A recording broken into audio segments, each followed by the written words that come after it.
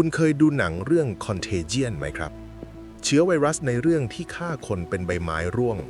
ผู้กำกับได้แรงบันดาลใจมาจากเชื้อที่มีอยู่จริงที่ชื่อว่าไวรัสนิปาครับความน่ากลัวของมันคืออัตราการเสียชีวิตที่สูงถึง 40-75% ในขณะที่โควิดอยู่ที่ประมาณ 1-3%และข่าวร้ายที่สุดคือจนถึงวันนี้มนุษยชาติยังไม่มีวัคซีนและไม่มียารักษาโดยเฉพาะครับพบครั้งแรกปี 1999 ที่หมู่บ้านสุไหงนิปาหรือสุไงนิพาในมาเลเซียคนงานในฟาร์มหมูล้มป่วยด้วยอาการสมองอักเสบผู้ร้ายตัวจริงไม่ใช่หมูแต่คือค้างคาวแม่ไก่หรือ fruit bats หรือ flying foxes ซึ่งเป็นรังโรคตามธรรมชาติไวรัสอยู่ในตัวค้างคาวได้โดยที่ค้างคาวไม่ป่วยไวรัสนิปามี2 สายพันธุ์หลักที่มีพฤติกรรมต่างกันสายพันธุ์แรกสายพันธุ์มาเลเซียแพร่จากค้างคาวหมูแล้วก็คน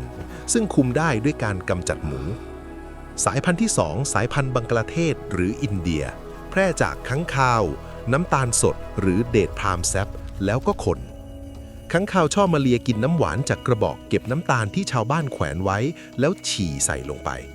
เมื่อคนเอาน้ำตาลสดนั้นมาดื่มดิบๆก็ติดเชื้อทันทีและที่น่ากลัวคือสายพันธุ์นี้แพร่จากคนสู่คนได้ด้วยครับผ่านสารคัดหลั่งอาการเริ่มเหมือนไข้หวัดใหญ่ไข้ปวดหัวปวดเมื่อยแต่ไฮไลท์ความโหดคือมันทำให้เกิดสมองอักเสบหรือ encephalitis ผู้ป่วยจะเริ่มซึมสับสนชักและเข้าสู่ภาวะโคม่าภายใน 24-48 ชั่วโมงผู้รอดชีวิตบางคนเชื้อยังซ่อนอยู่ในร่างกายและกลับมาแสดงอาการใหม่ได้หลายเดือนหรือหลายปีให้หลัง